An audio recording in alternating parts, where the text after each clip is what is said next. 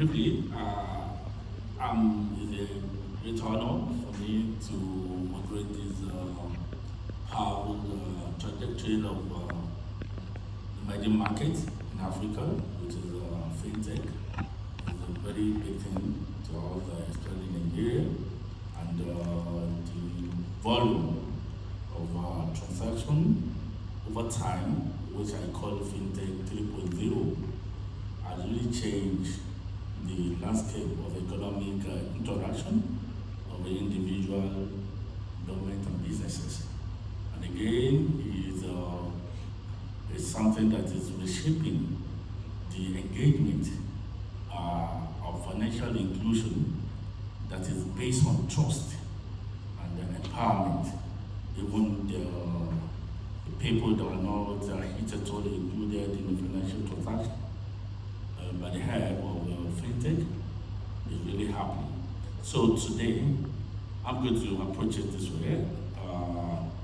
I'm going to give each panelist 1 minute to tell us about you and what you do basically.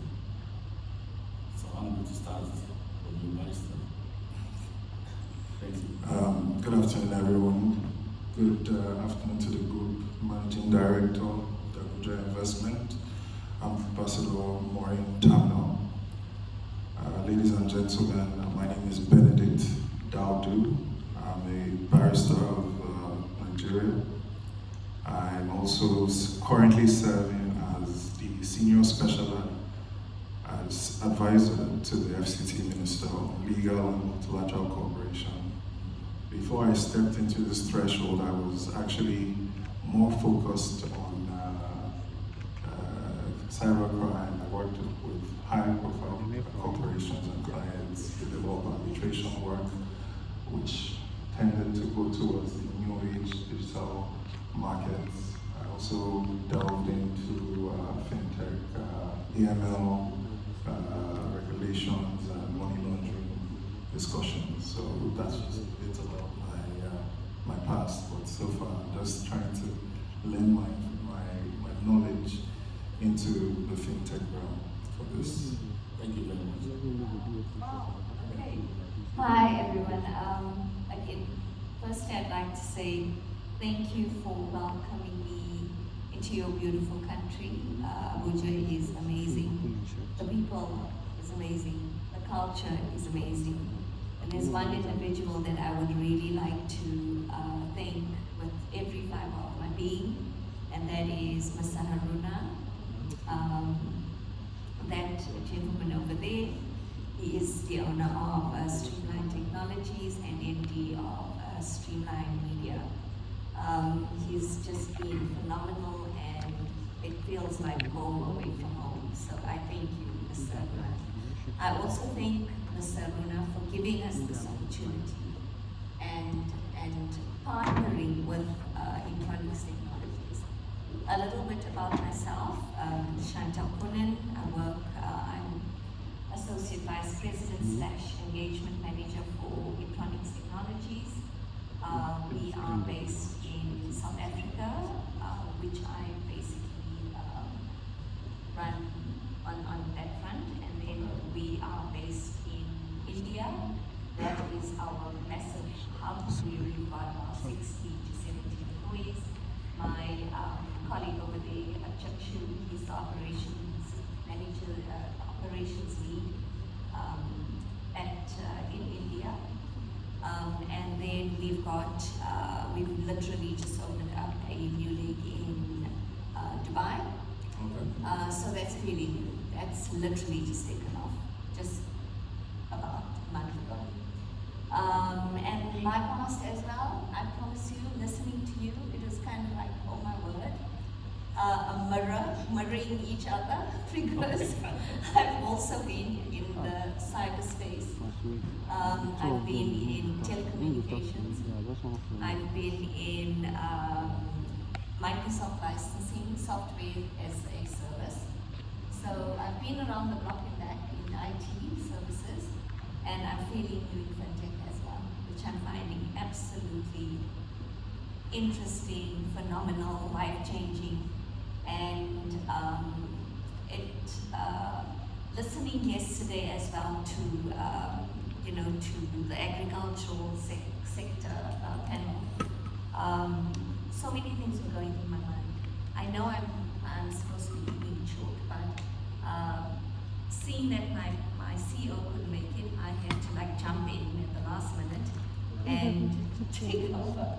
But there are so many amazing gaps that I see. But again, I think between South Africa and Nigeria, but let's look at Africa as a whole. Okay. I think we need to complement each other. Well, we'll come to that. Okay. So, thank you. thank you. Yes, thank you, and good afternoon. I understand all these protocols. My name is Ogona Aka. I'm the Chief Compliance Officer over at Money Point. Prior to that, I spent over a decade at CBN, where I had a lot of policies around payment systems. Think about the Payments Innovation 2025, rules around settlement payments. I've been able to for quite some time. So I'm happy to be here and to contribute to the discussion and hopefully find solutions and also share from experiences. Thank you. Thank you. Mr. Bodi. Good afternoon all. Special greetings to my co-managing director, Ambassador Macaulay. My name is Bode Akinwumi. I'm the Chief Financial Officer of Abuja Investment Company Limited. Basically, as you all may know, of course, I take care of every function that has to do with finance in the AICN, from policy development and controls and processes and procedures. I'm going to make sure that at the end of every month, we are able to roll out performance of the organization, is a list of their finances. Basically, that's what we stand, and then seeing how value will be added, to both within and outside the company system. So basically, that's what I do in Abuja University. Thank you very much. Thank you very much, Chair. Now let me go back quickly to this question for going to cut across the panelists. And the first question is this. Now it's no one news that fintech has taken over the market and it has really changed the landscape. Then what do we do to sustain the momentum? Just 1 minute. You started with me. Yes, of course. So it's funny that you're starting with the lawyer. Yes. Honestly, we come in on the regularization and the regulatory front. But how do you sustain the current trend? When you look at how fintech is actually evolving in Africa, Nigeria is actually leading a very good charge. And that charge is actually phenomenal. We should look at it and be proud of ourselves. One thing we haven't seen is the build-up in startups, crowdfunding, whatever sector you think of, we are expanding very fast. So the worry is at what point it's going to slow down. What's the reason? We would probably have a hitch. And that hitch is usually when we look into how we keep large amounts of money which flows into fintech, the brain and the learning and everything. So it's all about the regulations. Certain regulations must have a continuity. They must shouldn't be too restricted. Should have a level of ease at which more people can come in, but also protect customers and various services.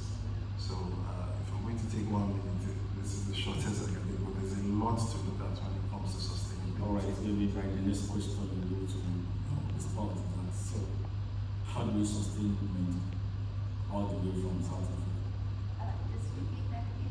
Yeah, the thinking as they engage a lot of people, the inclusion is high. But, okay, let me put it this way. Before now, before the fintech emancipation, the number of people in banking financial system are quite low. But today, it has quadrupled. Over 50 million people have been financially included because of the fintech through different platforms. So how do we sustain this momentum? Look, from a digital perspective, it's ever changing. I mean, today you have one, an innovative product coming out. Tomorrow you may have a different product coming that's better than the next, right? As I look, driving around Abuja, there's a whole lot of companies being advertised, fintech companies. Ours, for instance, is Inglobe. Okay. So what we do is, our concept is peer-to-peer transfers, instant transfers, the lowest rate possible. We'll be working closely with banks, regulatory authorities, and MMOs. And that is what, from our standpoint, from a sustainability perspective, that is what is going to actually help grow the economy, number one, because of the reduced rates and the speed at which the transfers are done. So your average speed of a transfer is about from mom to daughter at a university would be like, 10 minutes sometimes, 5 to 10 minutes. We're looking at an average of 1 to 2 minutes, even less. Okay. That's that we are holding. From a sustainability perspective, we are looking at the rural areas, okay, for the elderly people, for the people that are not that tech savvy currently, that do not own smartphones, that do not know how to, transact on a mobile phone.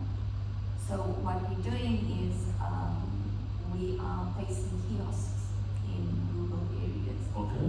And we've got individuals that's also going to, from a sustainability perspective, job creation.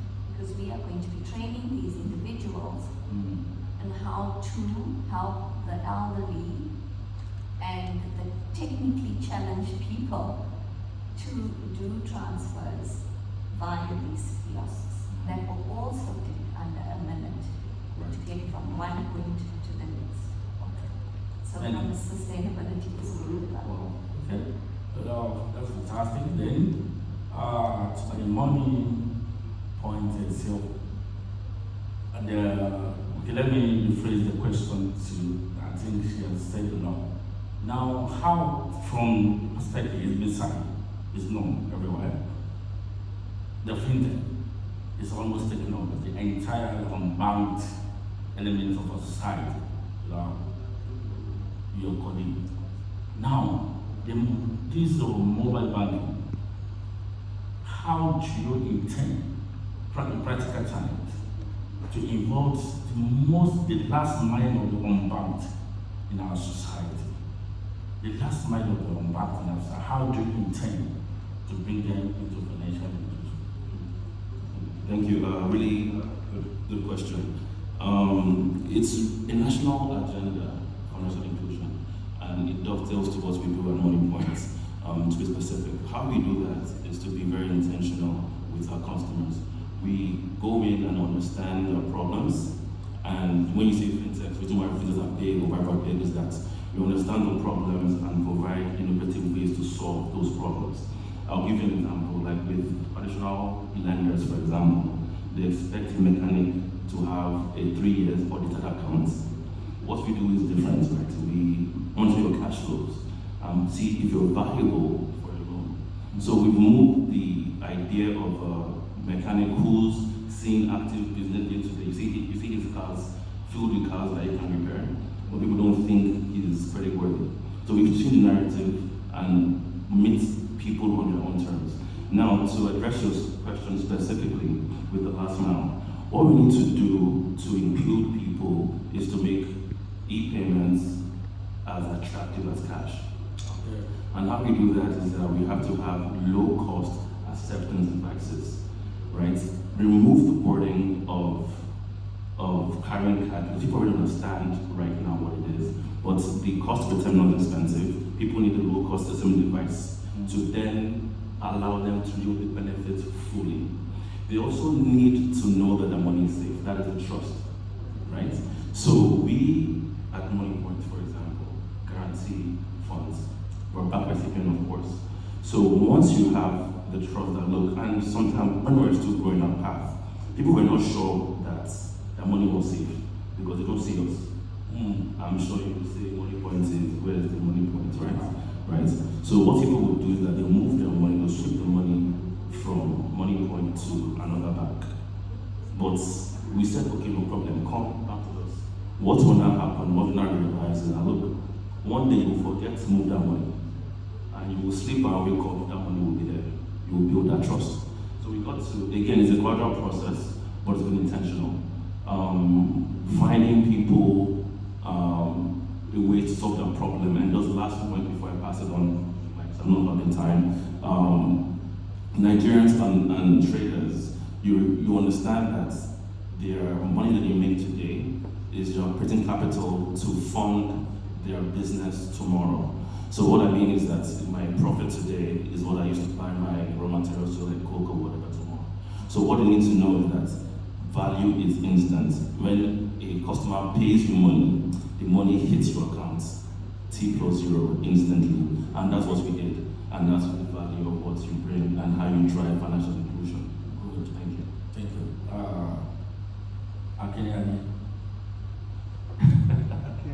Akini. Okay, sorry. So, your take. Okay, creating financial inclusion, right? Yeah, the last one. Okay, yeah. Fintech has actually come to stay in Nigeria, and you can see the depth and the trends it's going really. Okay. And of course, financial inclusion is very key, very important, because people in the rural areas also need to have a benefit of, carrying out transactions on a daily basis. So what I see is more infrastructure. We need to build more infrastructure. Going to the rural areas, quite a lot of people don't have access to some of this infrastructure, especially the internet services, and also talking about electricity. They are not too very, available, and where they are available, they are not really very okay.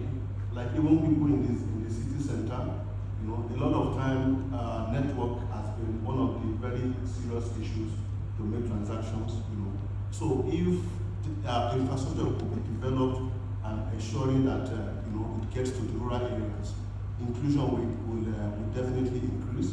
And also the cost of transactions as well is one of the very important aspects of it. When you look at it, to do a transactions, it costs, in some places they could charge you as high as 100 naira, some places 150 naira. Not everybody can afford it.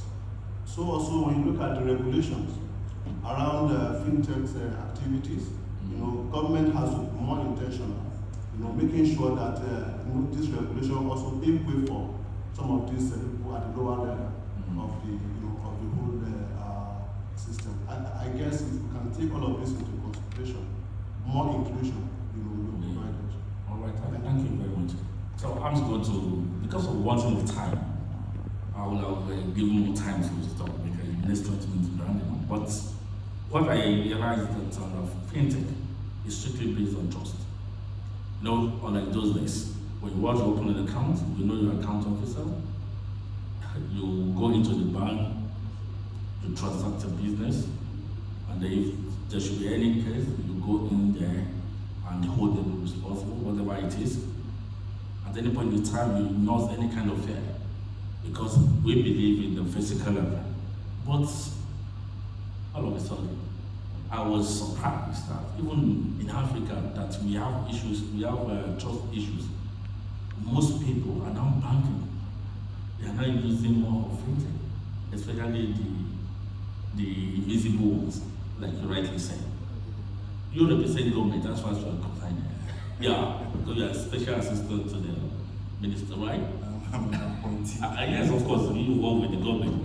Yes. So I'm the legal profession. So that's give you double edge to speak on this.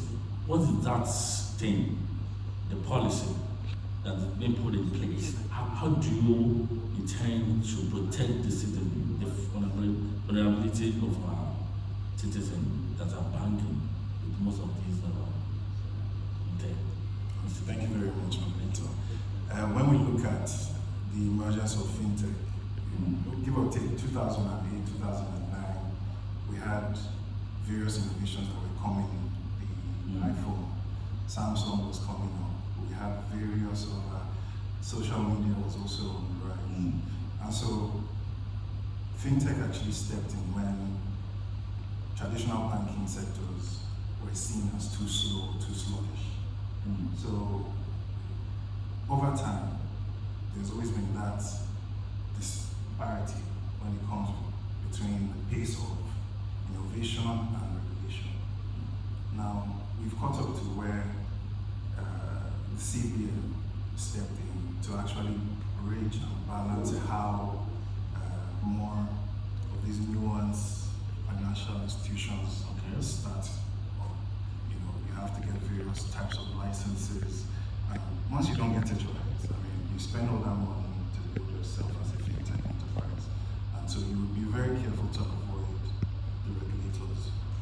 Now, because of how this shift has gone on, I've witnessed cases where, somebody, especially when it comes to the loaning fintechs, somebody called me one day, and the next thing he just shouted, "Apostle as head of it." And I was like, what do you mean Apostle as head of it? So I now found out that what he was trying to tell me was that he borrowed money, 10 million, and then the loaning institution, which is a fintech, because it's now an app, so they have access to all his customers.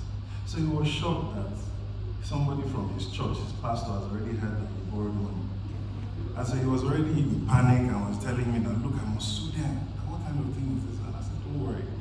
There's the FCCPC, which is the regulatory body responsible for taking care of these people, customers who actually should not be abused. Because I borrow money shouldn't mean that you should come and oppress me. You call me various times, send me threatening messages, tell me that, and a lot of people have committed suicide. Yes, a lot of people. So this is where it actually comes in, and I'm happy you asked this question. So the problem is also unifying how these cases are reported, because so far it's the FCCPC. And there are other areas. There are places where maybe you signed in and then you're shocked that you have seen your information, data somewhere else. And so what you may not have understood is that while you were signing those terms and conditions on that app, you didn't read the fine print that said that it was going to be shared across, because that's how open banking works now. So that's just my short answer to that. Okay. Let me jump to the. No, I'm coming.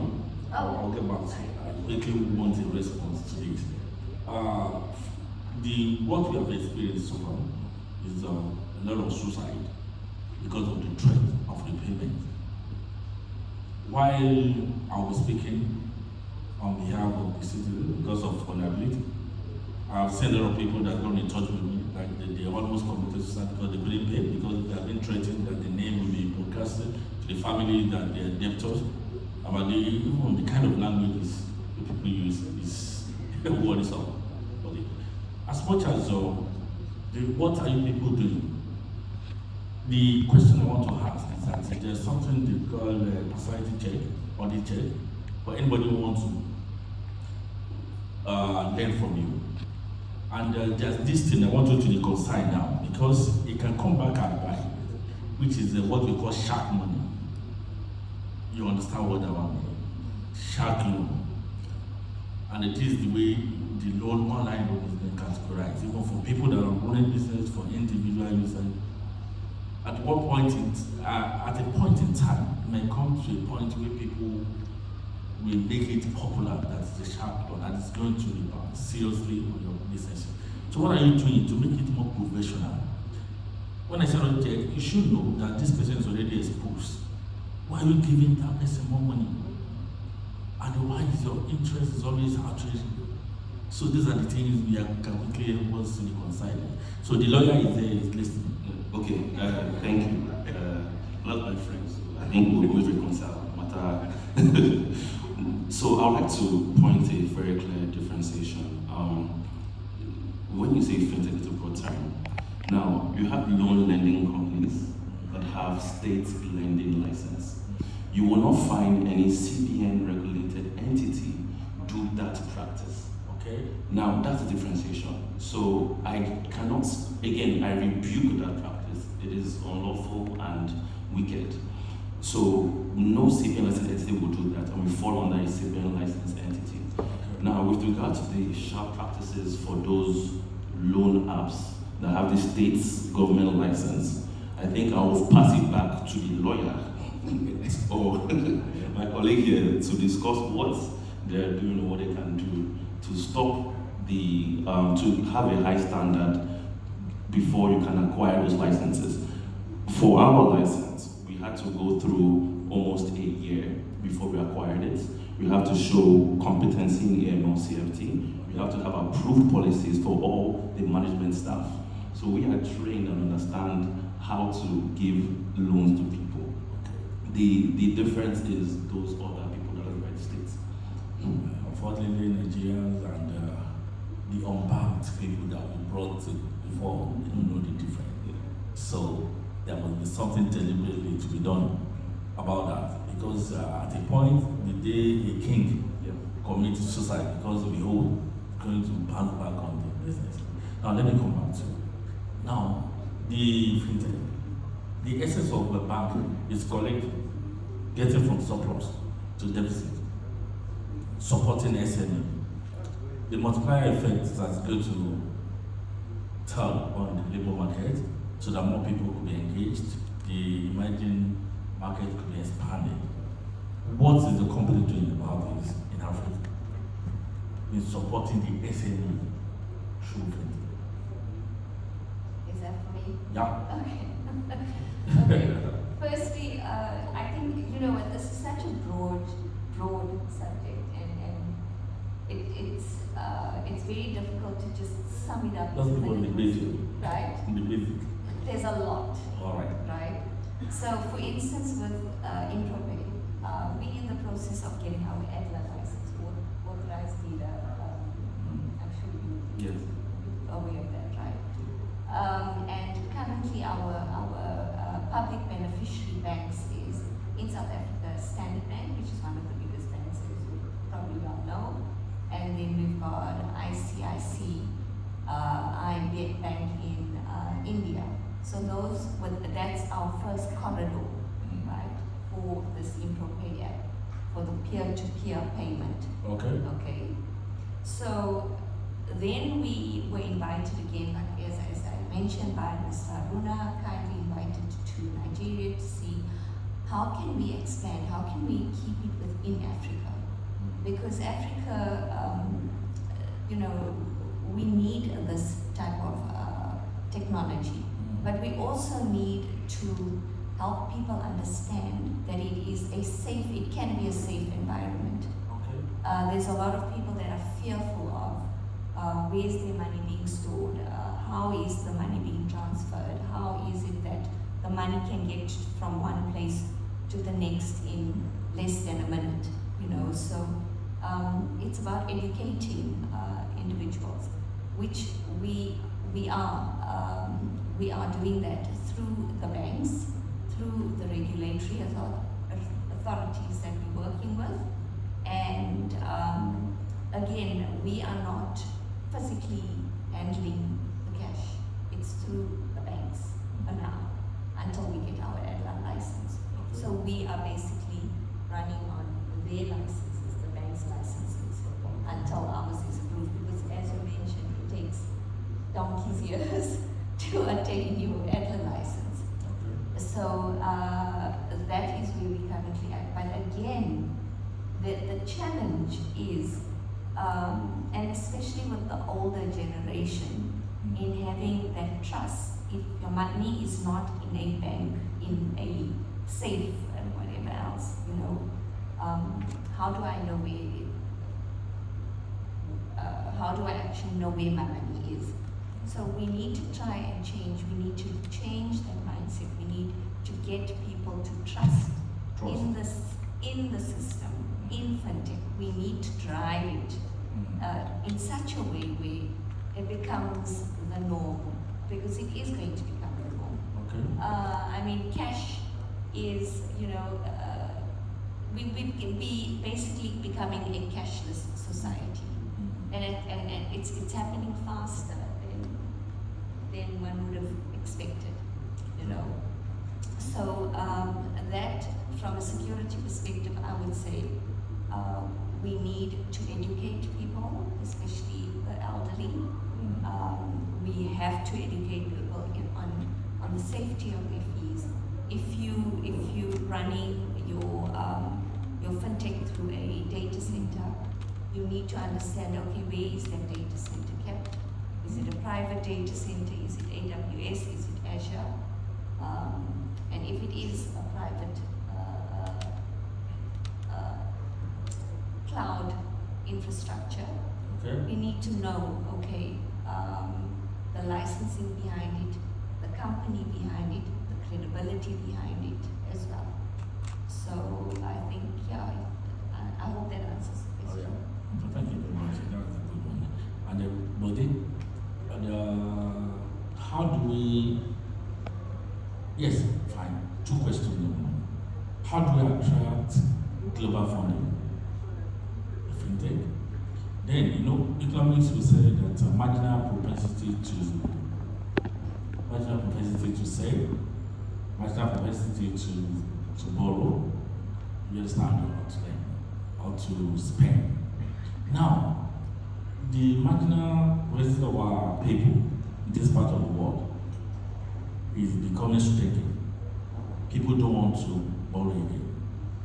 Even the SME, they are losing that confidence in going to commercial bank or any other to borrow for the businesses. Why? Because of the trust issue.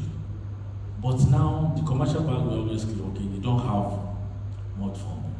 But like different, like money point, they have enough money. I think people talk about 2 trillion capital base, isn't it? Then what are we doing to attract this fund? Because without them, because the essence of getting from surplus to deficit, this is true meaning of it. Now we are now, in fact, okay, do you know that the people we call deficit in Bible says something that we collect from the have-not to the haves. I know that kind of thing can run contrary to common sense. Because the people that are really using your platform, in most cases, are these people from the poor background. They market to the individuals in some cases. When you look at the retail part of your capital base, when you look at the portfolio mix, you realize that most people, when you look at the retail, the number of people that you have their funding with you understand, are these people from the poor background. And they don't even come around to borrow, except they want to eat. Do you get? Now, but then, how do we reconcile? Why you are attracting the foreign partners funding to support this? How do you make sure that our people have access to this fund being kept by Money Point? We want them to access the fund. You get my question? Yeah, I understand. You're saying that, let me rephrase so that be sure that. What I'm asking? Yes. Okay. You're trying to say that, okay, our people, how would they have access? How could they have access to this fund? Yeah. And when you look at some of these funds that are used by some of the fintech and the banks, they are the funds mobilized from this set of people. But having access to it in form of loan has become some kind of difficult, But when you look at the structure and the system that we operate in this part of the world, you discover that the primary function of bank institutions are not being really pursued to the latter. You know, just ask, don't go to the grassroots people, just ask me. For me, working at an establishment and I want to get a loan from the bank, the documentation and the process that I have to go through for such a loan to be approved to me will automatically get you discouraged, from going on with it. Because the belief is that there is not enough data. Some of these banks feel that there is not enough data to track people who they borrow money to or people who lend money from them. And if for any reason money is given out to these borrowers, getting the money back has always been issues. But honestly, check the statistics, you find out that most of these guys at the grassroots who have opportunity along the line to get some of this money lent to them, they do pay back. They do. Sorry, the women. Yes, exactly. Go to these market women, who collect this, what's the name of this loan, from this microfinance bank. And you find out that they pay back some of this money, but people who actually default are the people at the big boys. At the top. And those are the people that the bank, actually give out the money to. Now, some of them don't have this documentation to put forward. They say you want to get 20,000 naira or 50,000 or 100,000.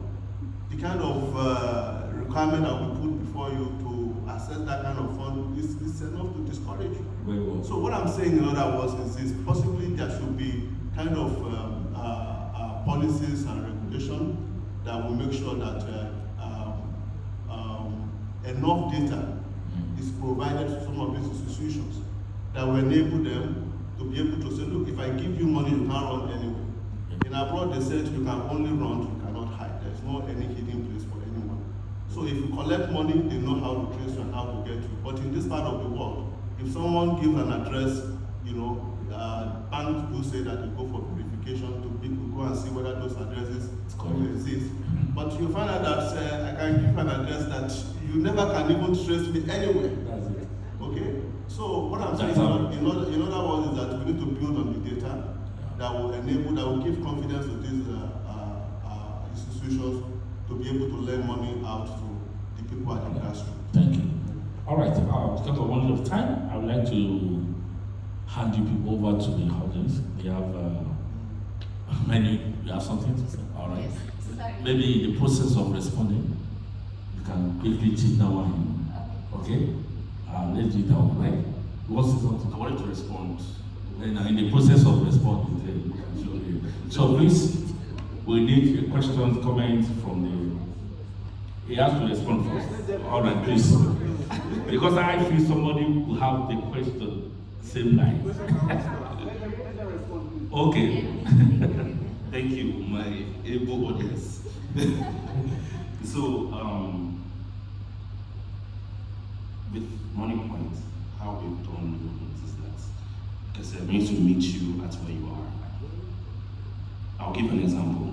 We have people in this, what you call the bottom, I don't like to call them that, but yes. So so there's someone that does dry spices. She's a Money Point account. She went everywhere for a loan, not to give her a loan, but we will see her track record on what she's doing. She went to take a loan to buy a machine that will seal the dried spice so she can service stores and put it in stores for a larger shelf life. What we did was evaluate how much loan she qualified for. That's a risk I trusted.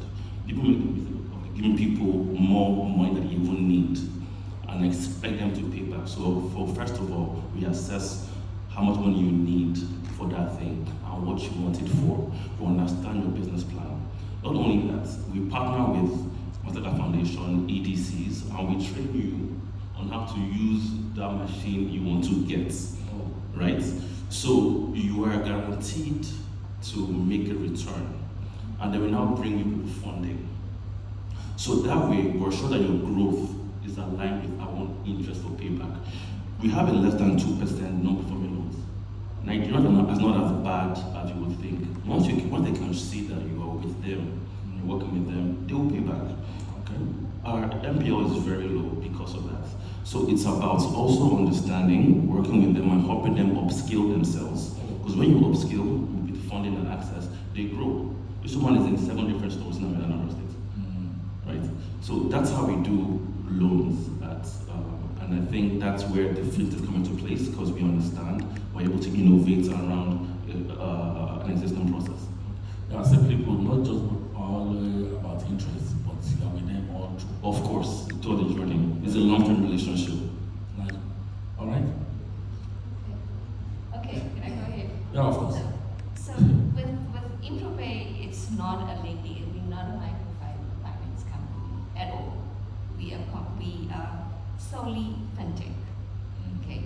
And it is basically just getting funds from one person, a mom to a daughter, or a husband to a wife, in the less time possible. If you compare it to the rest of the fintechs out there, we can do that transfer in under a minute. So the speed of that, right? That's a big saving as well. The rate, you get an instant conversion rate on the app. So you do on the app, you actually have your KYC, everything is done within seconds. So you literally, a photo is taken, it goes through to the Department of Home Affairs, they verify you, you all good to go, you can send the money out. And what's good about this is, what the 2 banks that we are currently affiliated with, and the corridor that we're working with, the current corridor, we're starting with the corridor now in Abuja. Everything gets reported to the South African Reserve Bank, right? That's from a South African perspective. From a Nigeria perspective, it will be the same, or it will be the same type of organization where the bank will then report all the transactions. So we are not a money lending facility at all. We just a fintech company. So I just wanted to Be clear with that. All right, very well. So please, let's throw it to the public. Any question? All right. Please, let's start from. Good afternoon. My name is Victoria Mayer. I represent CNBC as a business development consultant for Nigeria.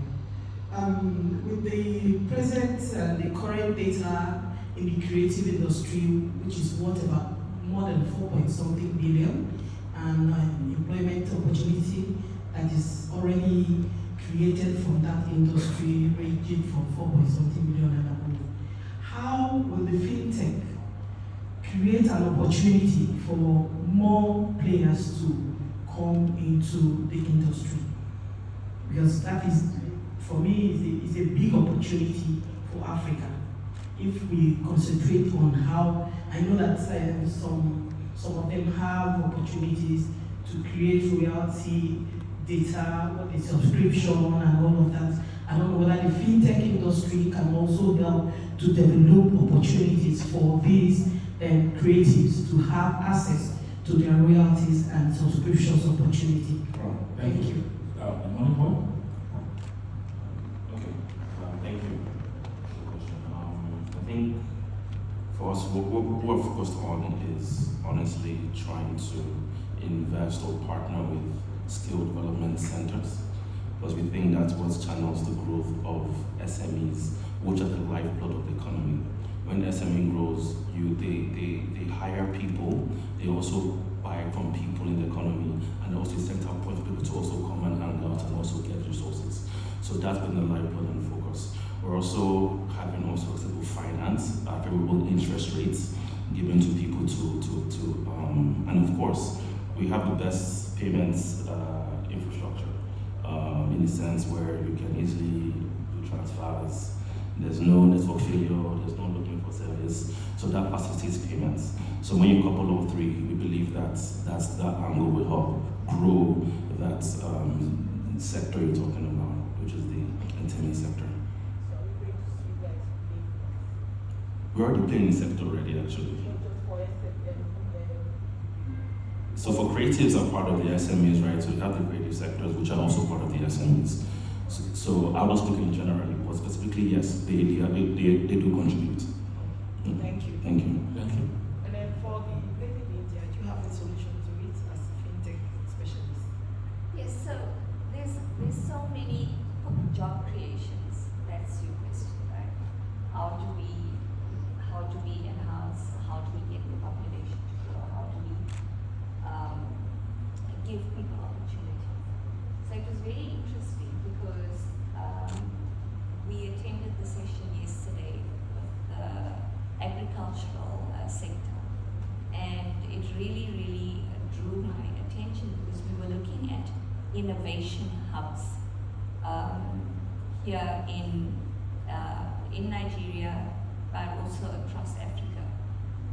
And the innovation hubs that we were looking at was to train the youth, digitally train them from a technical perspective, from an IT perspective.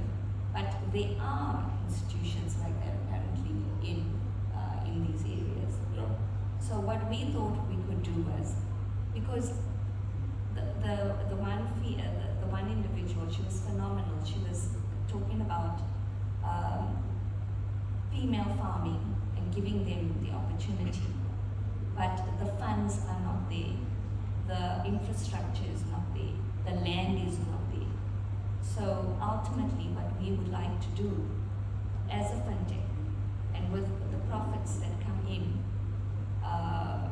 with the partners that we're working with, all the sheikhs that we're working with, we would love to create these innovation hubs but we'd obviously call it something else, but especially for female farmers that are trying to establish themselves. We're very passionate about that. And not only that, another aspect is the kiosks that we are going to have in the rural areas.